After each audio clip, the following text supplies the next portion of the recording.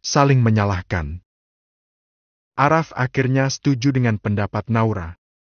Mereka langsung naik metro mini untuk menuju ke Cikarang setelah memastikan rumah kontrakan itu masih kosong. Aras sudah membulatkan tekad untuk hidup mandiri jauh dari orang tuanya. Oke, aku akan buktikan kalau aku bisa sukses tanpa kalian, bisik Aras dalam hati. Dia dan Naura duduk bersebelahan dan keduanya sibuk dengan pikiran masing-masing. Meski tak saling bicara, keduanya memikirkan hal yang sama, yaitu bagaimana cara bertahan hidup setelah ini. Masih jauh ya, Kak? Tanya Naura yang memang belum pernah pergi sejauh itu. Meski masih tetanggaan dengan ibu kota Jakarta, bagi Naura pergi ke daerah Cikarang, Bekasi tak pernah dia lakukan. Masih? Kenapa? Jawab Aras ketus. Gak apa-apa, cuma nanya aja. Kakak ini kenapa sih? Kenapa selalu ketus sama aku? Ya gara-gara kamu. Sekarang kita jadi seperti ini. Kok gara-gara aku sih, Kak? Aku kan juga korban. Kenapa kakak selalu nyalahin aku? Ucap Naura lirih. Takut didengar oleh penumpang yang lain. Matanya kembali berkaca-kaca. Air matanya pun menggenang di pelupuk matanya. Sakit sekali rasanya setiap kali Aras menyalahkan dirinya. Seolah bagi Aras hanya dia yang salah. Padahal dia tidak tahu apa-apa. Aras menoleh pada Naura yang tampak menunduk dan mencengkeram ujung jilbab segi empatnya. Sudah gak usah nangis lagi. Cengeng amat sih. Kita berdua itu sama-sama korban. Sesama korban harus saling membantu. Kan kakak duluan yang nyalahin aku. Ya aku minta maaf.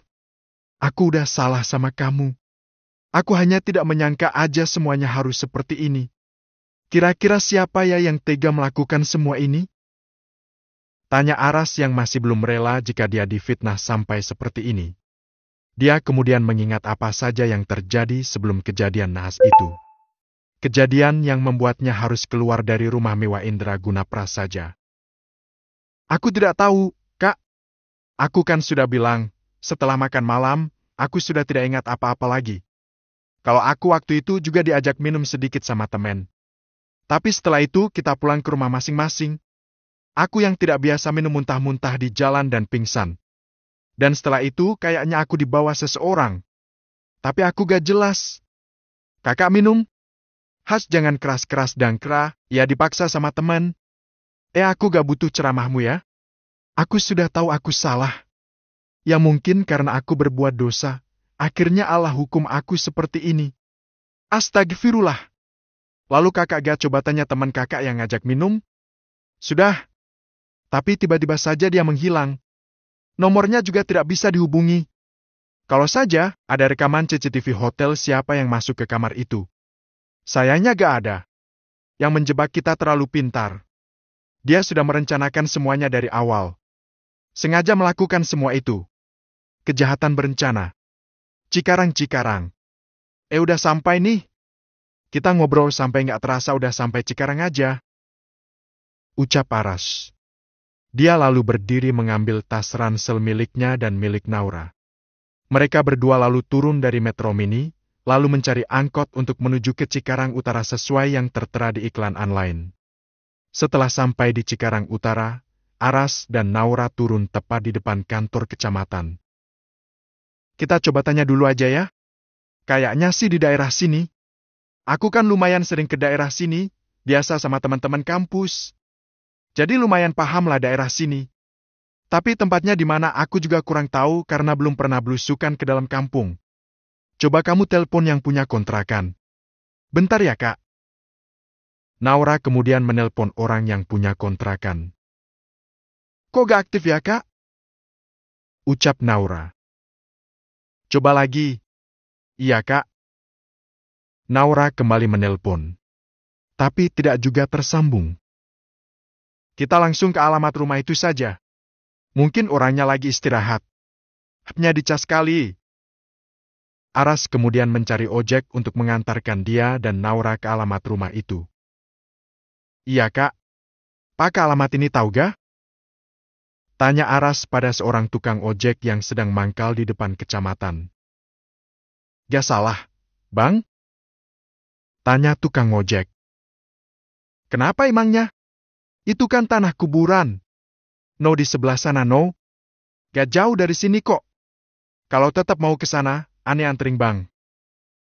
Ucap tukang ojek itu. Gila aja nih orang. Masa tanah kuburan dimasukin situs kontrakan? Tapi tadi kita udah telepon orangnya kok, Pak. Katanya masih ada rumahnya. Belum ada yang ngontrak. Zaman sekarang si pinter-pinternya orang aja buat ngerjain, Bang. Lagi nyari kontrakan ya? Si tukang ojek itu menelisik penampilan Aras yang terlihat seperti orang kaya. Kulit putih, baju yang bagus dan bersih. Berbeda dengan si perempuan yang terlihat sederhana. Penampilan biasa saja dan wajahnya juga pas-pasan. Iya, Pak, kami lagi nyari kontrakan. Buat berdua? Iya, Pak, buat kami berdua. Kalau bisa yang murah aja deh, Pak. Jawab Aras. Memangnya kalian ini suami istri? Atau kakak adik? Iya, kami suami istri, Pak. Kami harus dapat kontrakan sebelum hari mulai gelap. Oh ya, sudah saya antarkan. Harganya berapa, Pak? Kalau gak cocok gimana? Budget kita minim soalnya. Tenang aja, Bang. Tanya-tanya saja dulu. Kalau gak cocok, saya bantu cari yang lain. Ya deh, boleh. Aras asal percaya saja dengan tukang ojek itu karena terlihat baik. Dia dan Naura naik ojek yang berbeda. Lalu mereka diantar ke sebuah rumah kontrakan sederhana. Pak, gak ada yang lain? Tanya Aras. Dia menutup hidungnya karena rumah yang dia datangi sekarang adalah rumah yang berada di daerah yang menurutnya kumuh. Baunya sangat tidak sedap karena selokan di depan rumah itu mampet dan tidak bisa mengalir. Yang bikin Aras mau muntah karena di selokan itu ada sampah yang dibuang sembarang. Yang lebih mencengangkan karena ada diaper dan pembalut wanita yang dibuang di sana. Mengerikan. Ucap Aras. Min, ini ada yang nyari kontrakan nih. Panggil tukang ojek pada wanita yang dipanggil Min. Iya bos. Bentar ya. Wanita bertubuh tambun itu menghampiri tukang ojek yang ternyata juga dikenalnya. Bang, ini yang punya kontrakan. Namanya Mintarsih. Orang Jawa. Oh iya Pak. Bu, ini dikontrakan berapa? Tanya Aras langsung pada intinya. 1 juta, Mas. Sudah bersih loh. Sama listrik juga ini. Duh, mahal banget ya, Bu. Apa gak bisa kurang sedikit? Ucap Naura yang akhirnya menyela pembicaraan mereka. Ra, kenapa ditawar? Kita cari aja yang lain. Rumah jelek begini 1 juta. Bisik Aras. Kak, nanti nyari lagi, lama lagi. Kita mau bermalam di mana? Di hotel aja lah, Ra. Ibu, maaf kalau boleh kurang kita mau ambil. Soalnya kita baru mau mulai hidup mandiri. Kami juga belum punya pekerjaan. 800 saja ya, Bu. Ucap Naura. Dia tidak memperdulikan Aras. Naura? Aras membulatkan matanya. Dia enggan sekali untuk menempati rumah yang kumuh seperti di depannya itu. Rumah minimalis. Aras terpaksa mengikuti apa yang diinginkan Naura. Mengontrak rumah dengan bagian depan ada selokan yang bau. Banyak sampah yang menggenang di sana. Harga 800.000 sudah sangat murah untuk ukuran rumah seperti ini. Ada 2 kamar tidur, 1 kamar mandi, ruang tamu dan dapur. Sedangkan untuk menjemur baju, ada di lantai atas. Kenapa gak cari yang lain aja sih, Ra? Yang agak bersih gitu. Ucap Aras. Dia duduk di kursi yang sudah tersedia di ruang tamu. Mau cari sampai kapan, Tuan Muda? Mau nunggu sampai malam? Ini ada kesempatan dapat rumah segini luasnya dengan harga murah, kenapa enggak? Di Jakarta tuh kontrakan mahal, Tuan. Naura lama-lama kesal juga dengan Aras yang sikapnya melebihi wanita. Luas apanya? Duh, banyak nyamuk lagi. Iya, iyalah banyak nyamuk. Lihat aja di depan selokannya mampet. Kita harus bersihin, Kak, kalau pengen nyenyak tidurnya. Bersihin? Enggak. Aras membawa tas ranselnya masuk ke salah satu kamar. Oh ya, kamarku di sini ya. Yang itu punyamu. Kita punya kamar masing-masing. Ucap Aras pada Naura. Gadis berhijab itu hanya berdiri mematung. Sejenak dia memikirkan masa depan rumah tangganya. Mau jadi apa rumah tangganya ini nanti kalau saat ini saja mereka harus tidur di kamar terpisah? Iya, Kak. Naura kemudian masuk ke kamar yang satunya lagi dan menaruh ransel di dalamnya. Kamarnya lumayan bersih meski tidak sebersih kamarnya di pondok pesantren. Karena di pesantren dia punya kamar pribadi sendiri. Naura menghela nafas panjang. Tiba-tiba air matanya menetes. Dia rindu pada kedua orang tuanya. Andai saja tidak ada peristiwa seperti itu, mungkin dia masih kerja di pondok pesantren. Menyiapkan makanan untuk para santri. Naura berhenti menangis saat azan maghrib berkumandang. Naura keluar dari kamar untuk mandi dan berwudu. Rumah tampak sepi. Dia menduga Aras masih ada di kamar. Saat dia membuka pintu. Kak Aras! Naura spontan menutup kedua matanya. Karena melihat Aras sedang berada di dalam kamar mandi. Ngapain kamu masuk? Masuk kok nggak ketok pintu dulu? Aras marah-marah pada Naura. Dia yang sedang mencuci rambut, langsung menyambar handuk agar tidak dilihat oleh Naura. Maaf Kak, aku pikir di dalam nggak ada orang. Soalnya nggak ada suaranya sih. Ucap Naura masih menutup matanya. Aku lagi keramas. Udah sana keluar. Bentak Aras. Iya Kak, maaf. Naura kemudian keluar dan kembali ke kamarnya. Ia sangat malu saat melihat Aras tidak memakai baju. Dia menyesal karena tadi tidak mengetuk pintu terlebih dahulu. Dia begitu ceroboh. Lama Naura menunggu di dalam kamar, ada sekitar 15 menit. Tapi Aras tidak juga memanggilnya. Pasti ke Aras lupa. Udahlah aku coba ketuk pintunya. Naura kembali keluar lalu mengetuk pintu kamar mandi. Tok. Ngapain kamu ketok-ketok pintu? Aras menegur Naura yang sedang mengetuk-ngetuk pintu kamar mandi. Lo ke Aras sudah selesai? Kok nggak panggil aku sih? Emangnya tadi kamu pesan suruh manggil? Dasar ke Aras. Naura kemudian masuk dalam kamar mandi. Dia mengguyur seluruh tubuhnya dengan air. Tubuhnya lengket semua rasanya karena dari tadi pagi mereka berada di jalanan yang sangat panas. Segar sekali rasanya. Naura, buruan kebelet pipis nih. Teriak Aras dari luar. Ampun deh nih orang. Baru juga masuk. Udah disuruh keluar. Gerutu Naura. Dia lalu cepat-cepat mengguyur tubuhnya agar bisa segera keluar dari kamar mandi. Aras masih saja teriak-teriak dari luar. Lama banget sih mandinya. Gak tahu apa orang lagi kebelet pipis. Aras menabrak Naura yang baru mau keluar. Naura hampir aja kepleset. Dasar arogan. Gumam Naura. Sejenak dia membandingkan sikap Aras dan Arfan. Mungkin kalau Kak Arfan gak akan seperti itu. Kak Arfan selalu baik sama semua orang. Selalu ramah. Kenapa sih yang dijebak bukan Kak Arfan saja? Batin Naura. Astagfirullah.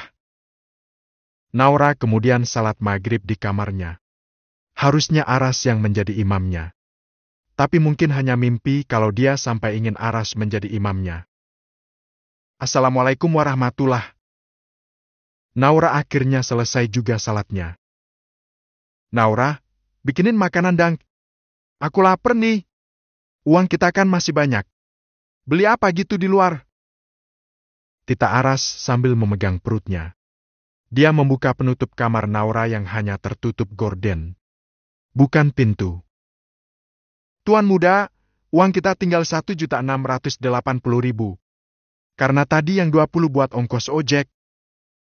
Naura berdiri melipat sajadahnya. Ya kan masih banyak. Beli nasi goreng 2 porsi juga masih banyak. Daripada beli nasi goreng, mending buat beli beras 3 kilo kak. Bisa buat beberapa hari. Aku beli beras dulu aja ya.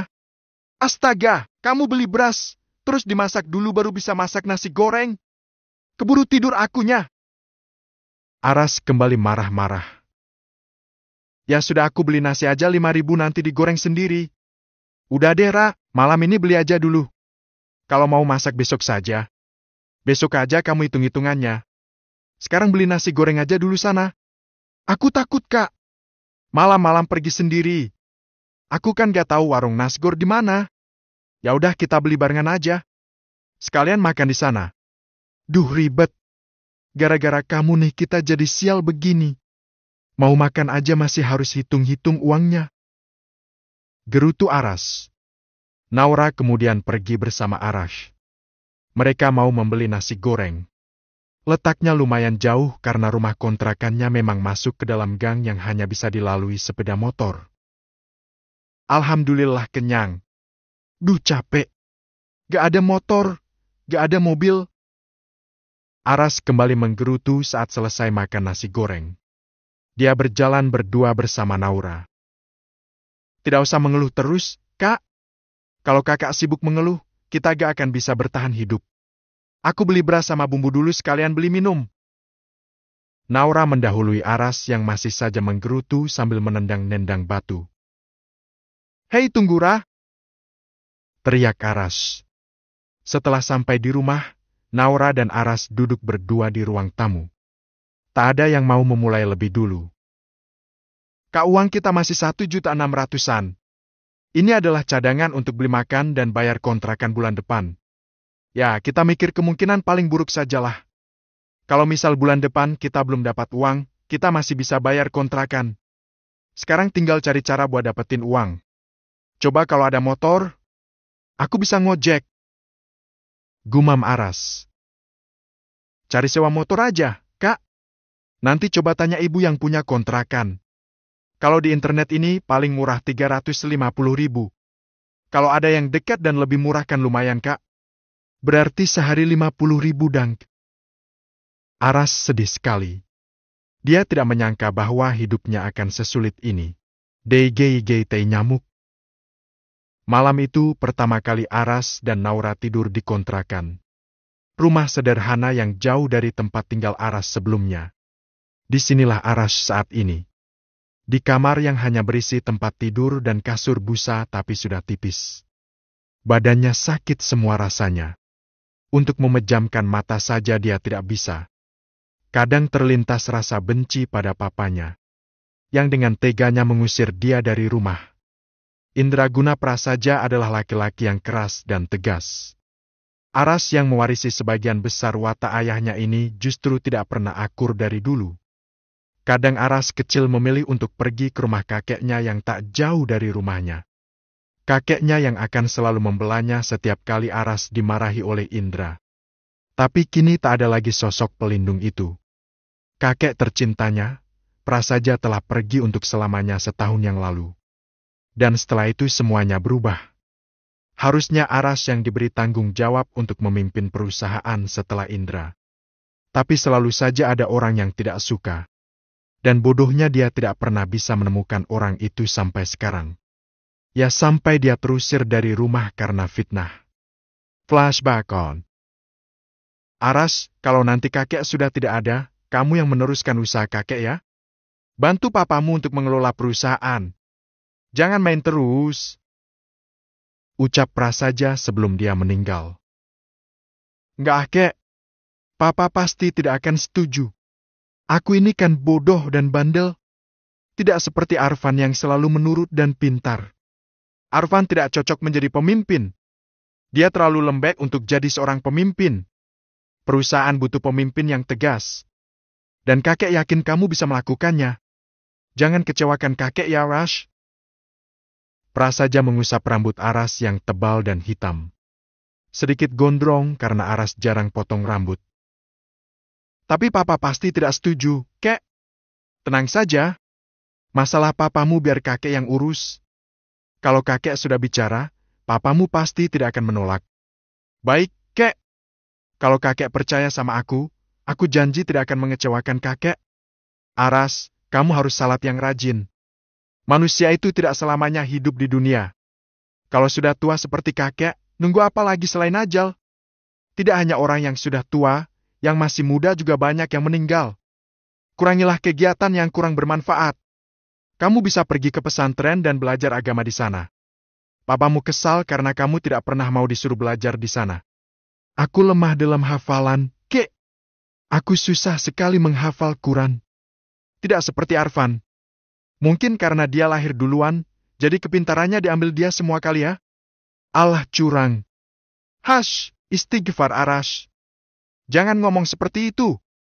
Setiap manusia diciptakan punya kelebihan. Dan kamu pasti punya kelebihan yang tidak dimiliki oleh Arfan. Meski dia terlihat lebih menonjol dari kamu. Aku tidak percaya diri, Kek. Karena papa selalu saja memarahiku. Indra memang seperti itu. Tapi yakinlah kalau papamu itu sangat sayang sama kamu. Jadi jangan berpikir dia membencimu ya. Tapi kenyataannya begitu, Kek. Flashback off. Mata Aras berkaca-kaca setiap kali mengingat almarhum kakeknya. Orang yang selama ini selalu melindungi dan menyayanginya, kini sudah tiada. Mungkin dia tidak akan sampai di rumah ini jika masih ada prasaja. Duh, nyamuknya banyak lagi. Aras menepuki nyamuk yang mengerubunginya. Salah satu penyebab dia tidak bisa tidur adalah nyamuk yang berseliweran di muka dan telinganya. Nguing-nguing, cepok-cepok. Aras sibuk menepuki nyamuk. Apalagi dia tidak mau memakai obat nyamuk karena tak kuat dengan baunya. Hingga akhirnya dia tertidur juga karena saking lelahnya. Di kamar yang berbeda, Naura juga mengalami hal yang sama. Dikerubungi nyamuk. Padahal sudah ada obat nyamuk bakar dan memakai lotion anti nyamuk. Tapi tetap saja suara nyamuk itu masih terdengar di telinganya. Nyamuknya kuat amat ya? Udah dikasih obat nyamuk masih aja seliweran. Naura sampai menutup wajahnya dengan mukena. Karena dia lupa membawa selimut. Naura ingat kedua orang tuanya. Terutama ibu yang selalu menepuk nyamuk ketika dia tidur. Sehingga dia bisa tidur dengan lelap.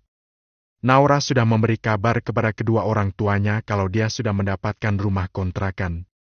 Tetapi dia tidak mau memberikan alamat kepada kedua orang tuanya.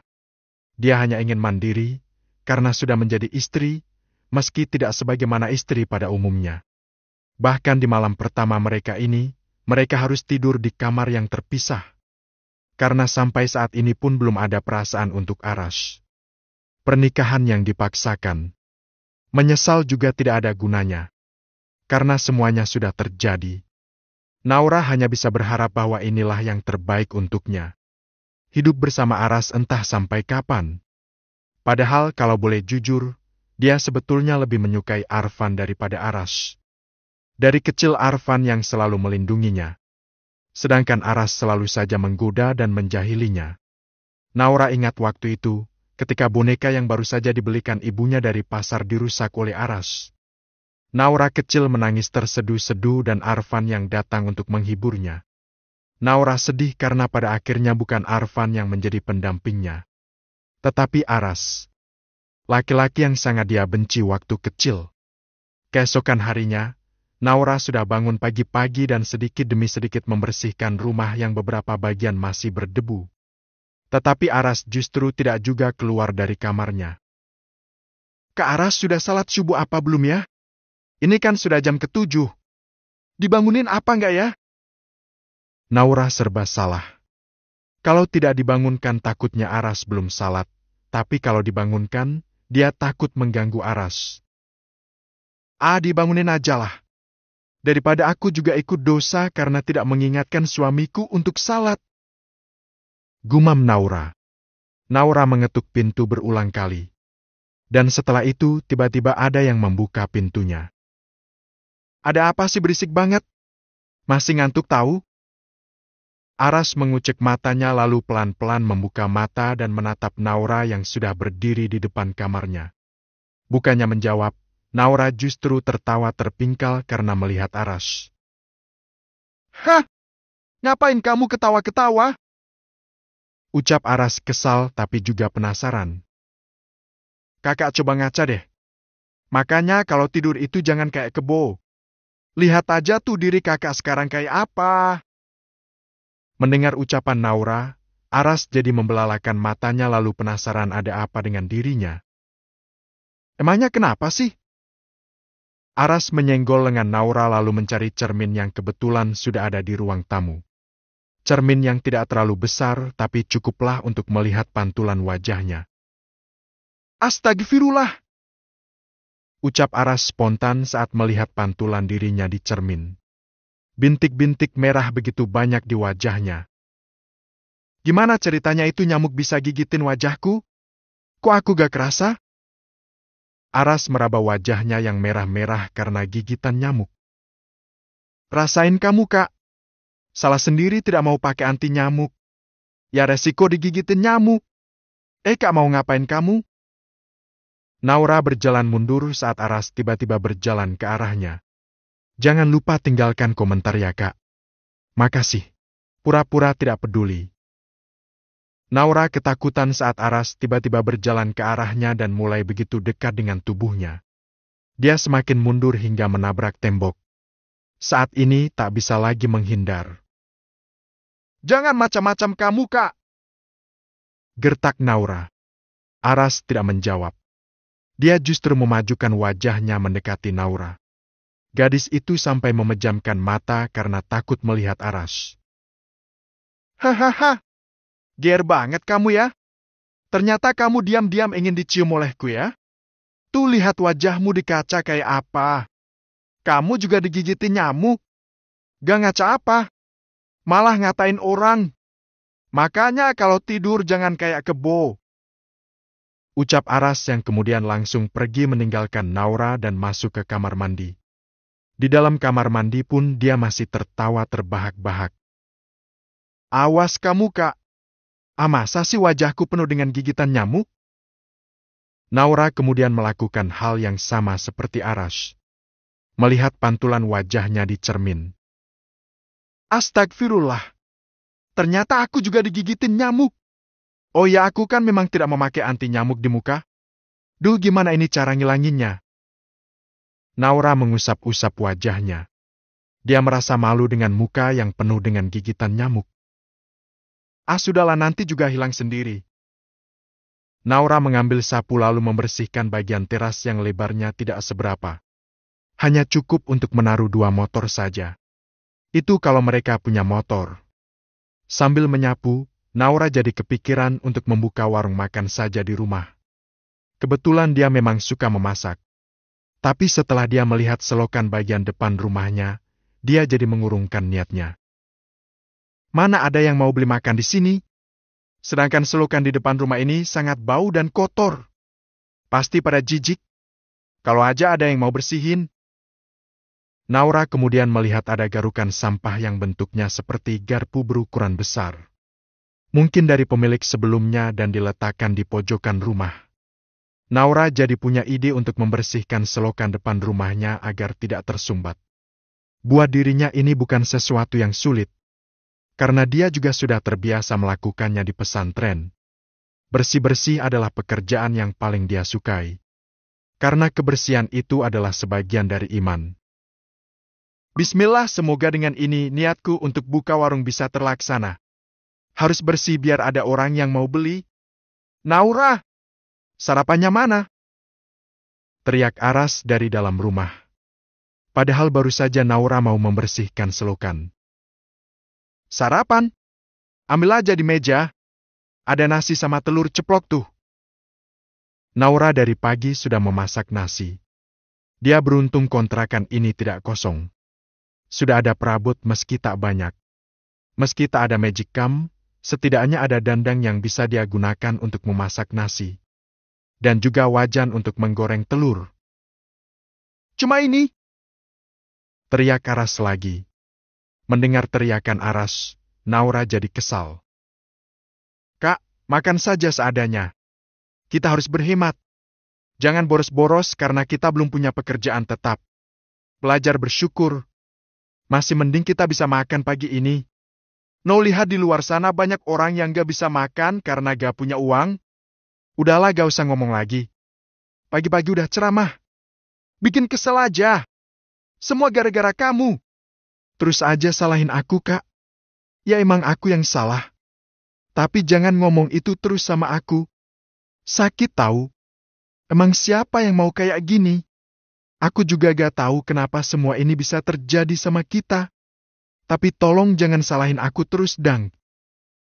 Naura kemudian menangis dan masuk ke dalam kamar. Dia sedih setiap kali Aras selalu menyalahkan dia. Padahal dia juga korban. Aras meletakkan sendoknya.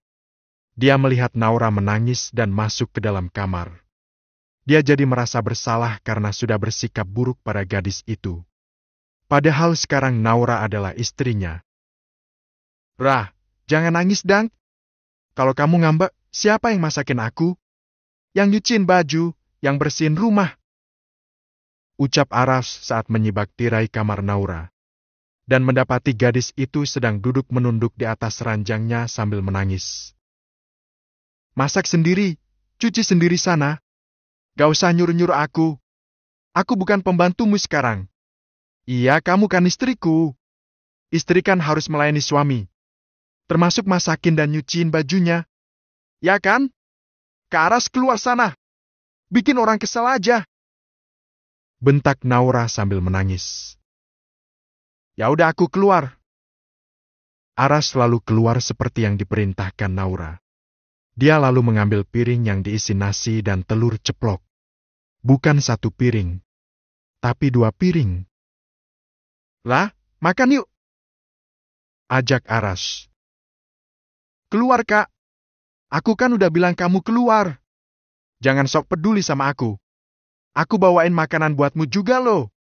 Mau makan di sini apa di luar? Ucapan Aras membuat Naura mendungak. Dan benar saja Aras membawa 2 piring di tangannya. Gak mau, aku lagi gak pengen makan. Beneran? Ya udah buat aku aja ya. Nanti kamu bikin lagi aja ya. Soalnya kalau satu kurang buat aku. Lumayan ada 2 telur buat ganjel perut. Kak Aras! Naura kesal dengan Aras yang tidak pernah peka. Tadinya dia pikir Aras benar-benar memperhatikannya. Salah sendiri gak mau makan. Kata Pak Ustadz menyisakan makanan itu mubadzir loh. Sayang kan? Jadi mending aku makan aja. Nanti kalau kamu lapar tinggal goreng aja lagi. Jangan dimakan. Enak aja. Naura berdiri lalu merebut salah satu piring yang dibawa Aras. Nah gitu makan yang banyak. Jangan sok jaim deh jadi orang. Gak mau makan. Makan itu untuk tenaga. Kalau gak makan, terus kamu sakit, aku juga yang repot. Kita kan lagi gak punya uang buat berobat. Ucap Aras yang sudah selesai makan. Sedangkan Naura masih mengunyah makanan. Kak, apa rencana kakak? Kita gak bisa seperti ini terus. Kalau aku rencananya mau bikin warung makan. Buka di depan teras situ. Naura menunjuk teras depan rumahnya. Di depan situ? Ijijai. Depannya kan ada selokan kotor banget. Jorok. Ucap Aras. Ya makanya bantuin aku bersihin selokannya biar tidak tersumbat. Kalau airnya ngalir lancarkan gak akan tersumbat begitu. Inggah. Jijik ngelihatnya. Suruh orang aja buat bersihin. Nanti tinggal bayar. Kayak kita punya banyak uang aja ya. Nyuruh orang. Daripada buat bayar orang mending buat makan. Kita harus kerja sama biar cepat selesai. Enggak ah. Kamu aja yang bersihin. Ya udah kalau gitu. Dasar laki-laki gak bisa diandalkan. Anak manja. Celetuk Naura sambil menghentakkan kakinya menuju dapur untuk mencuci piring. Enak aja ngatain aku anak manja. Aku kan mandiri. Buktinya aku bersedia keluar dari rumah. Aku akan tunjukkan kalau aku bisa mandiri. Teriak Aras. Ya udah buktiin aja sana. Anak manja. Bersihin selokan aja gak mau. Apa namanya kalau bukan anak manja? Kalau selokannya bersih, kita bisa jualan, Kak. Buka warung makan kalau gak laku ya kita makan sendiri. Paling gak ada makanan yang bisa kita makan. Tapi aku optimis laku. Naura bicara sambil mencuci piring. Tapi dia heran Aras tidak menanggapi. Kemana itu orang? Pasti tidur deh. Ucap Naura, membersihkan selokan.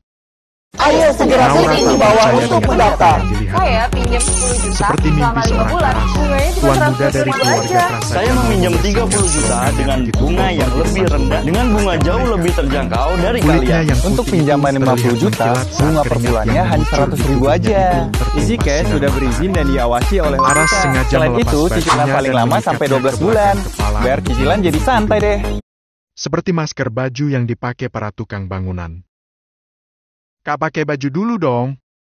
Emang nggak malu apa dilihat orang? Coba Ucap kasih tahu Naura penonton saat gimana mendekati cara dorong. Aras yang sedang membersihkan selokan. Kamu gak tahu di sini panas banget? Coba aja kamu ke sini bersihin.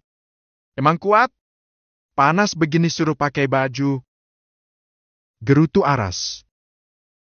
Ya udah deh, terserah kakak aja lah. Naura kemudian berdiri dekat pagar dan tanpa sadar dia ikut melihat tubuh Aras yang tinggi dan tubuhnya terpahat dengan sempurna. Kalau saja, Naura beristighfar dalam hati saat pikirannya mulai berkelana kemana-mana. Bantuin dong. Malah bengong nih anak. Gak pernah lihat orang ganteng buka baju ya? Idi pede. Iya ya, aku bantuin. Galak amat jadi orang. Ya udah buruan. Jangan deh. Mendingan kamu bikin minum aja dulu. Aku haus nih. Ya udah sebentar ya, aku ambilin minum. Naura kemudian masuk ke dapur dan mengambilkan minuman untuk Aras. Dia senang karena Aras mau membantunya membersihkan selokan yang ada di depan rumah mereka. Sejenak dia kagum dengan Aras yang mungkin terlihat cuek di depan, tetapi tidak dengan hatinya. Dan Naura berharap penilaian ini tidak salah. Dia jadi ingat bagaimana Aras bertindak seolah tak peduli padanya saat sarapan tadi. Dasar laki-laki aneh. Naura kemudian kembali ke depan setelah mengambil air minum dari dapur. Hanya segelas air putih, karena memang hanya itu yang mereka punya saat ini. Ini Kak minumnya. Ya udah taruh aja di situ. Naura, bisa nggak kamu bantu aku buat minum? Tanganku kotor nih.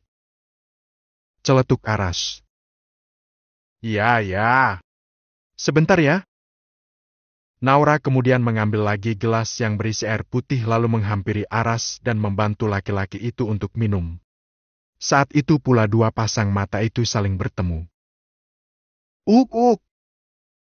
Aras terbatuk-batuk karena tersedak. Saat itu pula Naura sadar dari lamunannya. Dan memundurkan tubuhnya menjauh dari Aras. Kamu ini gimana sih? Ra, ngasih minum malah ngelamun. Ucap Aras setelah selesai minum.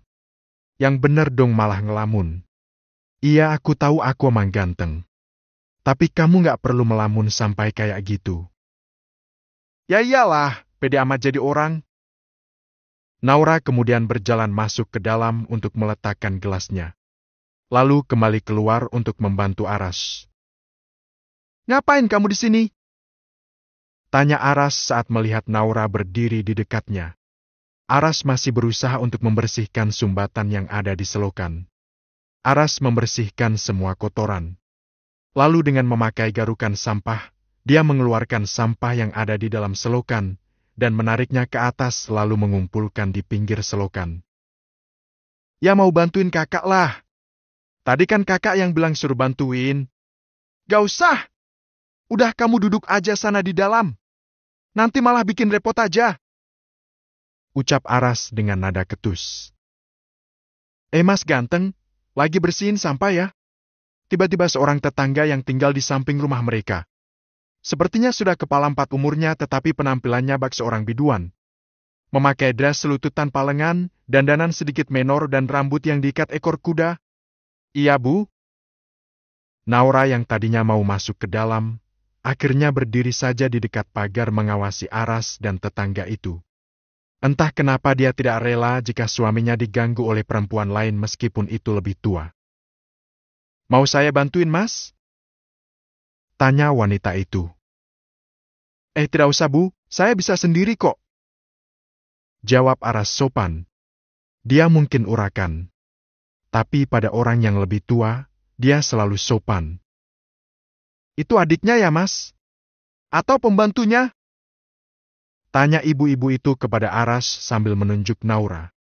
Naura tentu saja kesal karena dikira adik atau bahkan malah pembantunya Aras. Tapi dia bergeming. "Oh bukan, Bu, dia istri saya," jawab Aras. Mendengar jawaban Aras, Naura jadi berbunga-bunga. Karena walau terlihat galak, tapi Aras mengakuinya sebagai istri. "Istri? Kalian bukannya masih muda, sudah menikah ternyata?" Ibu itu memandangi Naura dari atas sampai bawah. "Iya, Bu, nikah muda. Daripada berzina?" celetuk Aras. Padahal kenyataannya mereka menikah juga karena difitnah sudah berzina. "Oh begitu ya? Oh sayang sekali. Padahal saya lagi nyari suami lo, Mas." "Oh begitu ya, Bu. Semoga cepat dapat suami ya, Bu." Aras sebenarnya terganggu dan ingin mengusir perempuan di dekatnya itu. Tapi dia berusaha sabar karena dia tidak mau membuat masalah di kampung ini. "Ya pengennya sih yang ganteng kayak si Mas ini. Apa tidak punya rencana untuk punya 2 istri, Mas? Saya juga mau lo, Mas," ucap ibu itu dengan nada manja. Aras rasanya ingin muntah mendengarnya. "Enggak deh, Bu. 1 aja nggak habis-habis kok. Mau nambah lagi?" "Enggak deh," jawab Aras sambil menggaruki sampah. "Oh begitu ya? Ya udah deh kalau begitu ini ya, Mas. Saya kasih nomor telepon Mas. Barangkali Mas nanti berubah pikiran." Perempuan itu menyerahkan selembar kartu nama pada Aras. "Iya, Bu, terima kasih," jawab Aras yang kemudian membaca kartu nama yang diberikan oleh ibu itu. Setelah itu orangnya pergi. Setelah melihat wanita itu benar-benar masuk ke dalam rumah dan menghilang dari pandangan, Aras buru-buru membuang kartu nama itu. "Kenapa dibuang? Lumayan kan dapat gratisan. Katanya ganteng, tapi kok penggemarnya ibu-ibu parubaya?" celetuk Naura dari dekat pagar. Dia menyindir Aras. "Dim lo, gak tahu apa kalau mantan pacarku cantik-cantik?" jawab Aras. "Oh, jadi selama ini Kak Aras sering pacaran? Aku bilangin ke Tuan Indra lo. Kepo aja kamu. Ya udah bilang aja sana," jawab Aras ketus. Dia kemudian melanjutkan pekerjaan yang sempat terganggu gara-gara tetangga sebelah mereka. Kurang lebih hampir 3 jam Aras membersihkan selokan yang ada di depan rumah mereka. Aras melarang Naura untuk membantunya. Walaupun lelah, tapi Aras mampu melakukannya sendiri. Naura terharu karena Aras mau melakukan pekerjaan kotor seperti itu. Tidak takut badannya bau atau tangannya kotor. Tidak hanya itu, Aras juga rela berjalan ke tempat pembuangan sampah untuk membuang sampah-sampah yang sudah dikeluarkan itu. "Kakak mandi sana. Bau banget badannya." "Ya jelas baulah. Keringat campur matahari. Belum lagi bau sampah yang menyengat itu. Ampun deh tinggal di sini. Kamu sih udah dibilang jangan ngontrak di sini, bikin orang susah aja." Aras kemudian membuang kaosnya sembarangan. Kemudian masuk ke kamar mandi untuk membersihkan tubuhnya. Naura hanya bisa tertawa melihat tingkah Aras. Sewa kulkas dan motor. Sembari menunggu Aras mandi, Naura membuatkan mie instan dan telur untuk Aras. Karena hanya itu yang mereka punya saat ini. Naura belum sempat ke pasar untuk berbelanja sayur-sayuran. Dia masih sibuk membersihkan rumah barunya ini. Meskipun sederhana, tapi kalau bersih akan nyaman juga untuk ditinggali. Begitu yang dipikirkan Naura saat ini. "Kak Aras, ini aku bikinin mie instan buat kakak," ucap Naura saat melihat Aras keluar dari kamar mandi. Seperti biasa laki-laki itu hanya bertelanjang dada saat keluar dari kamar mandi. Lama-lama Naura sudah biasa melihat pemandangan merusak mata seperti itu. "Oh ya makasih. Aku ganti baju dulu ya." Kali ini Aras tidak ketus lagi pada Naura. Dengan sabar Naura menunggu Aras mengganti baju. Dia tetap menunggu di ruang tamu yang sekaligus menjadi ruang makan mereka. "Mana mie-nya?" tanya Aras saat keluar dari kamar. Saat ini dia sudah memakai kaos oblong berwarna hitam yang sepertinya warna kesukaan Aras. Karena hampir semua kaos Aras berwarna hitam. Ini kak, mungkin udah tidak panas lagi. Habisnya kakak lama banget di kamar. Ucap Naura. Ya udah sini buruan. Udah lapar banget nih. Duh capek banget bersihin selokan depan. Udah bersih kan? Siapa dulu yang bersihin? Ucap Aras membanggakan dirinya. Iya, emang bersih kok. Makasih ya udah bantuin aku, Kak. Enggak, aku nggak bantuin kamu. Aku bersihin depan itu karena aku nggak mau digigitin nyamuk nih kayak muka aku sekarang. Ganteng-ganteng masak mukanya penuh dengan gigitan nyamuk kayak gini. Ucap Aras sambil memakan mie instan buatan Naura. Oh begitu ya? Kirain. Naura sedikit kecewa saat mendengar Aras ternyata melakukan itu karena tidak mau banyak nyamuk di rumah mereka. Bukan karena ingin membantu Naura. Terus kamu mau jualan apa emangnya? Tanya Aras setelah selesai makan mie instan dan meneguk air putih 1 gelas. Bikin yang gampang-gampang aja deh. Sementara ini kita beli aja mie instan 1 dus. Bikin mie kekinian gitu. Yang level-level aja pedasnya. Sama ayam geprek. Sekarang kan yang lagi laris yang kayak gitu, Kak. Waktu kemarin kita menuju ke sini, kayaknya belum ada yang jualan seperti itu. Bikin benar juga biar menarik. Ucap Naura bersemangat. Emang laku? Tanya Aras sedikit ragu dengan ide Naura. Ya dicoba aja dulu, Kak. Untuk sementara kita cari bahan-bahan yang tidak gampang basi.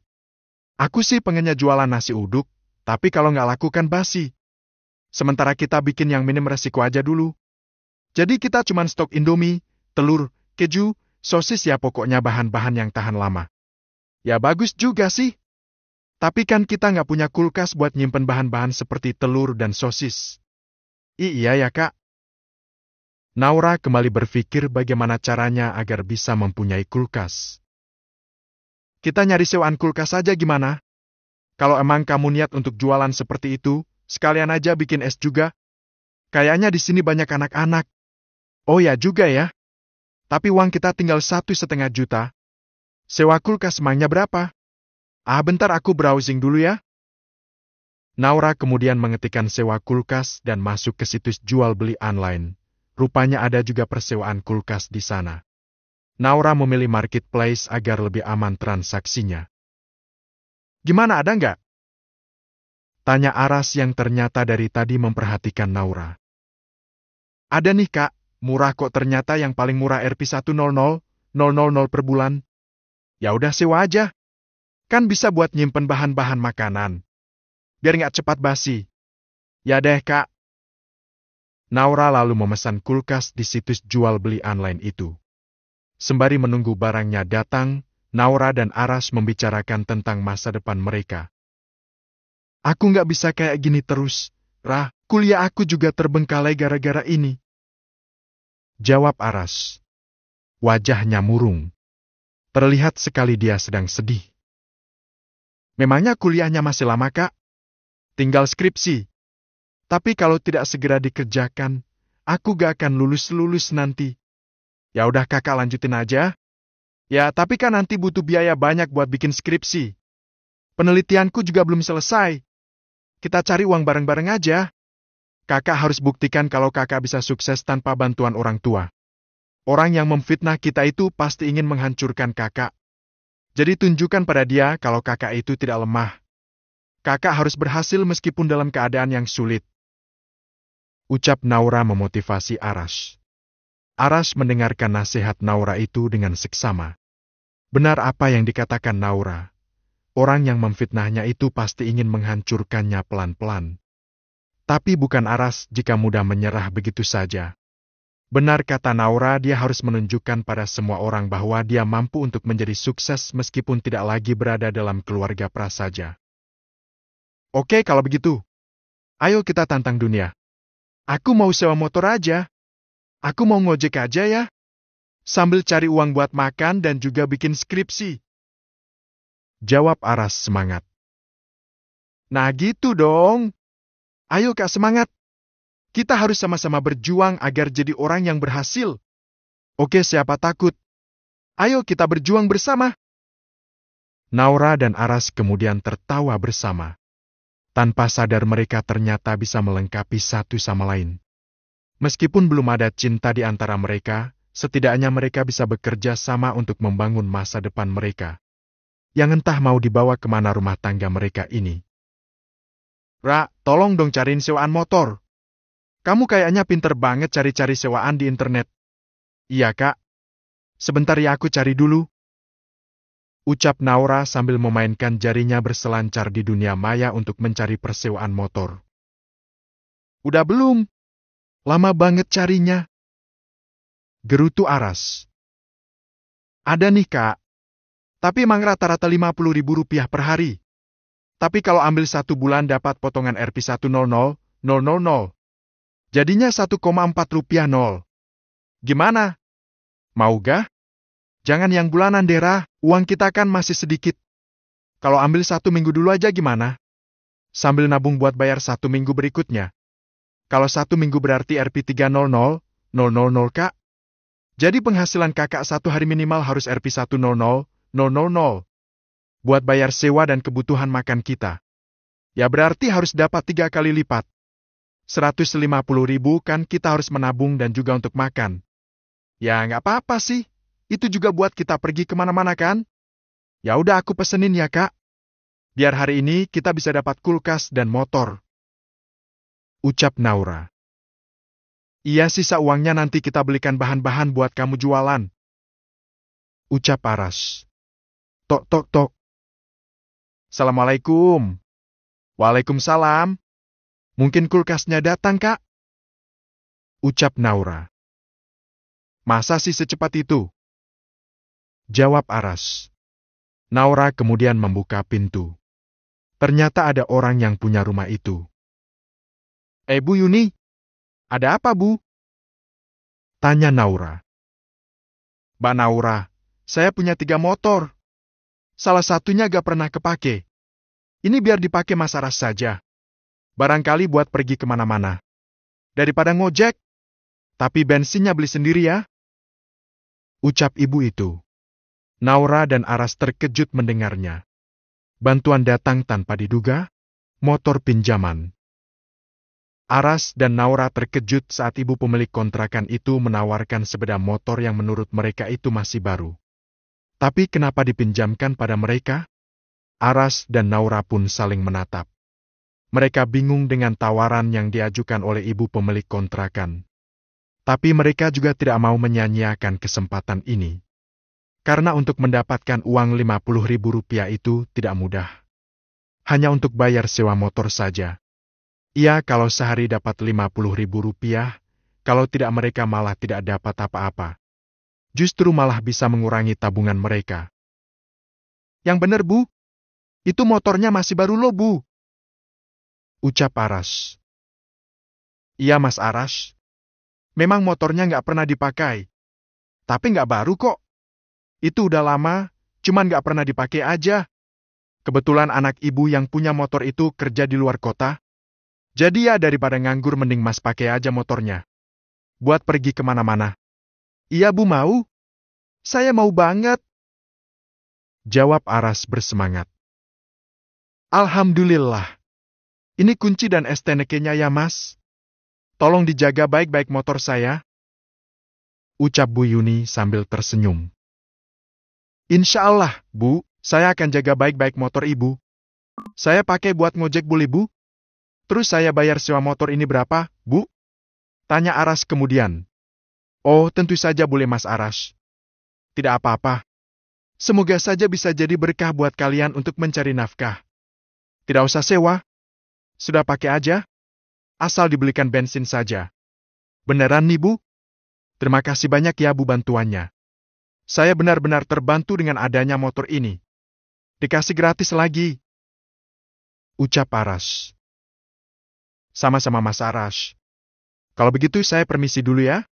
Ya, Bu, sekali lagi makasih banyak. Bu Yuni kemudian pergi dari kontrakan Aras dan Naura. Saat di depan gang, Bu Yuni menemui seseorang yang dari tadi menunggunya. Saya sudah memberikannya kepada Mas Aras, Pak. Ucap Bu Yuni pada seseorang itu. Terima kasih ya, Bu. Kalau begitu saya permisi dulu. Seseorang itu kemudian pergi mengendarai motor dengan seseorang yang membonceng di belakangnya. Arash dan Naura tertawa sambil mengusap-usap motor yang ada di depan mereka itu. Seolah tidak percaya dengan apa yang dilakukan oleh Bu Yuni terhadap mereka. Ini adalah pertolongan Allah, Kak, ucap Naura. Iya, kamu benar. Untung saja ada yang meminjami kita motor gratis ya. Tanpa sewa lagi. Jadi uang yang aku peroleh dari hasil ngojek nanti tidak perlu buat bayar sewa motor. Tapi bisa kita pakai buat makan dan juga untuk skripsiku. Ucap Arash yang begitu bahagia dengan kehadiran motor pinjaman dari Bu Yuni. Iya, Kakak benar. Ya udah sekarang anterin aku beli mie instan yuk, Kak. Oh ya, kita sekalian cari tukang bikin bener. Ya udah, ayo sekarang aja. Ajak Arash. Aku ganti baju dulu ya, Kak. Ya udah sana. Tapi jangan lama-lama. Gak usah dandan.